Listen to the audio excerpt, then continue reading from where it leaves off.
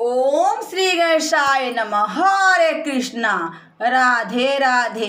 मैं कुसुम सिंह छत्राड़ी आप सभी का अपने चैनल शिव शक्ति में हार्दिक स्वागत करती हूँ।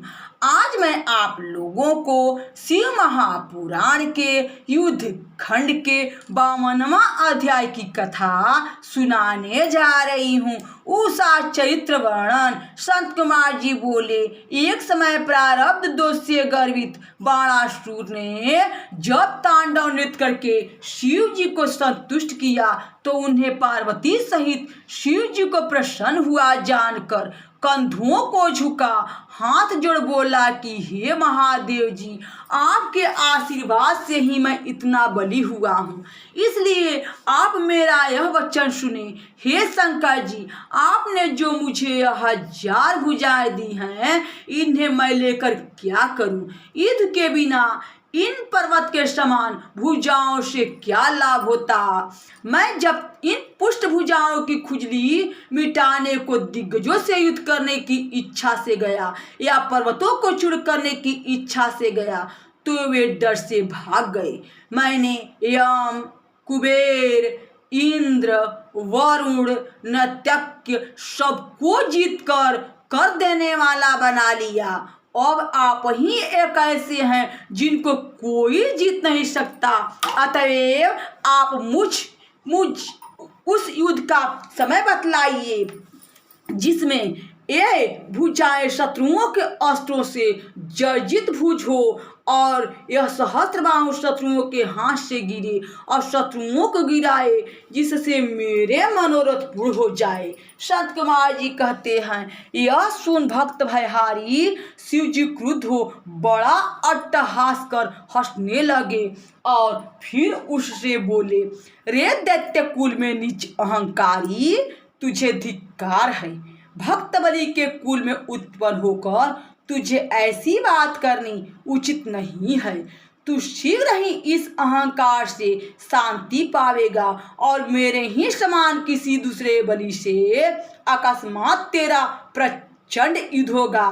फिर तेरी यह पर्वताकार भुजाएं मंदार की लकड़ी के समान कटकर पृथ्वी में गिरेगी। जब तेरी स्थापित शस्त्रशाला में वायु का उत्पात होगा तब जानना कि तेरा भयंकर समय आ गया है। फिर अपनी समस्त सेना लेकर संग्राम में जाना। अब तू उस घर में जा जहाँ शिव जी विद्यमान हैं। ऐसा कह भक्तों पर दया करने वाले शंकर जी मौन हो गए। यह सुन बाणासुर ने दिव्य पुष्पों से शंकर जी की पूजा कर उन्हें प्रणाम किया और पुनः अपने घर आया। फिर कुभान से सब बातें कह सुनाई और उस समय की प्रतीक्षा करने लगा। एक समय दैवयोग से बाणासुर अपनी ध्वजा को स्वयं भग्न हुआ देख प्रसन्न हो युद्ध करने चला। उसकी समस्त सेना उसके साथ हुई। वह देखने लगा कि मुझसे कौन रण पारंगत योद्धा कहाँ से युद्ध करने आवेगा। भला ऐसा कौन है जो मेरी इन 1000 भुजाओं को आकर काष्ठ के समान काटेगा। इसी समय शिव प्रेरित काल वहां आ पहुंचा जहां बाणासुर की पुत्री सुंदर वेश बनाए खड़ी थी। वैशाख का महीना था। जब वह रात्रि में विष्णु की पूजा कर स्त्री भाव में प्राप्त गुप्त अंतःपुर में सो रही थी, तब दिव्य माया के वशीभूत तथा अनाथ के समान सोई हुई उस कन्या के पार्वती जी के भेजे हुए कृष्ण के पौत्र ने जाकर उसके साथ बलात्कार से भोग किया और पुनः द्वारिका चला आया। तब अपने को दूषित हुई जान वह अपनी सखियों को कुवाच्य कहकर शरीर त्यागने चली। इस पर कुम्हान पुत्री चित्रलेखा ने जो उसे उसकी पूर्व कथा सुनाई तो वह फिर अपने उसी गुप्त पति को प्राप्त करने का उपाय सोचने लग गई। चित्रलेखा ने समझा बुझाकर उसे मरने से बचाया और उसकी रक्षा हो गई। चित्रलेखा ने एक वस्त्र पर 100 देवताओं, गंधर्वों, सिद्धों, नागों और इक्ष्वादिकों का चित्र खींचा। मनुष्यों में उत्तम आनंक, दुदुम्भी, राम, कृष्ण और प्रद्युम्न का चित्र बनाया। तब अनिरुद्ध के चित्र को देखकर उषा लज्जित हो नीचे मुख कर मन में बहुत ही प्रसन्न हो गई तथा चित्रलेखा से बतला दिया कि इसी पुरुष ने रात्रि में मेरे मन को चुराया है। इस पर चित्रलेखा ने उसका नाम वंश कहकर उसके कुलादि का वृतांत सुनाया, जिसे सुन बाणासुर की पुत्री मुग्ध हो गई। वह अपनी सखी से उसके पाने की उत्कंठा प्रकट करने लगी और बोली, चाहे जैसे भी हो तुम उसको यहाँ लाकर मुझे खुश करो।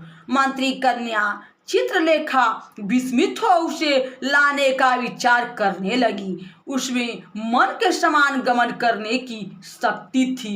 ज्येष्ठ कृष्ण चतुर्दशी को वह योगिनी द्वारिका पहुंची।